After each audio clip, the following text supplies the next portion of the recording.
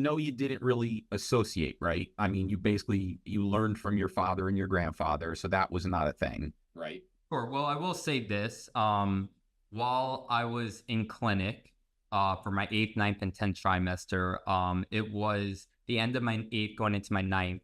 I decided that I wanted to balance myself out as a practitioner.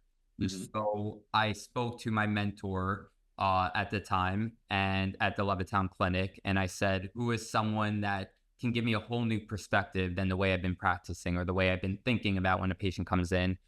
He introduced me to the chiropractor for NYU near the Hamptons in Riverhead, and his name is Dr. Ralph Mangels, and he has a diplomat in neurology, and everything around his work with NYU Langone is around neuroscience, on how he perceives everything.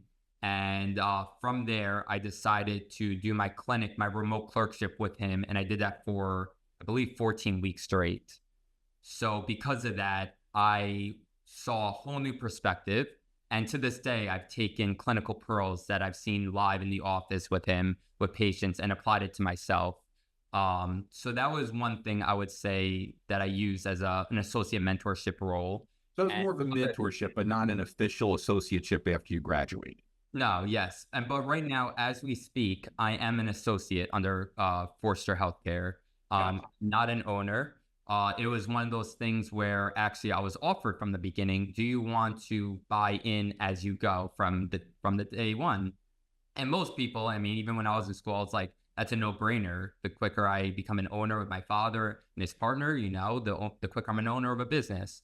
But I shifted that concept actually. I decided now let me be an associate as long as possible. And that was one of the biggest humbling effects that I did.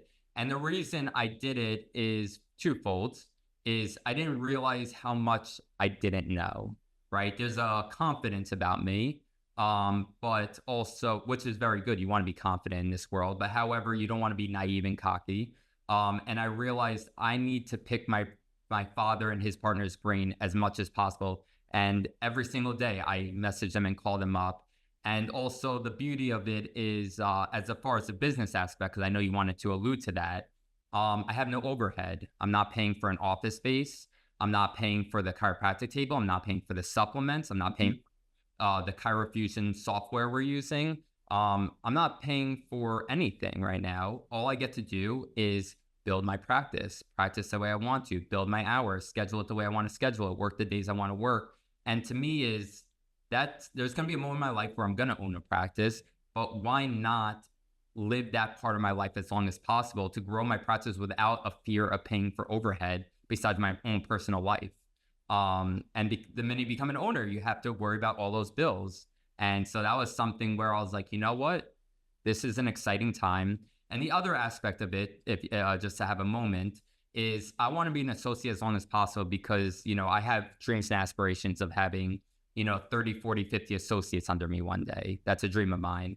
And the idea is how can I be a great owner for 30 to 50 to maybe 70 associates if I don't know what it feels like to be an associate as well?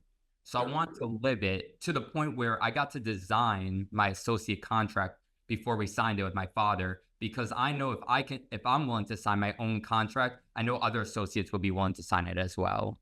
So little clever creative moments like that. So I'm really trying to embrace this aspect of it, knowing that it can provide me to be more offering and provide more of a service later on in my second half of my career. Wow, that's great. Well, I'm glad I asked because I just assumed you went in as a partner, bought in, something like that. So but I love the way you described it because, a lot of people don't really understand, they know what they know, but they don't know what they don't know.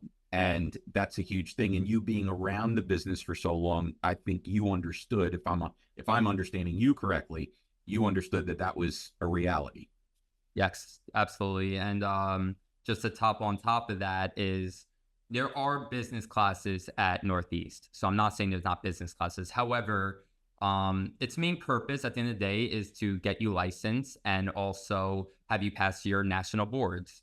After that, and also, be a good physician at the end of the day. Sure. But it doesn't really provide enough of a service towards being a business owner. So not to do fault of their own, maybe there is more ways that they could be creative in doing that. My father has expressed interest in providing that service on how to run a successful practice to the school. But it's one of those things where you don't know until you have wisdom. And if you don't have someone like my father or a mentor of their own, you're going to make mistakes. And you're going to make mistakes anyway, but you could have avoided some of them if you had some kind of guidance along the way that could have been avoided.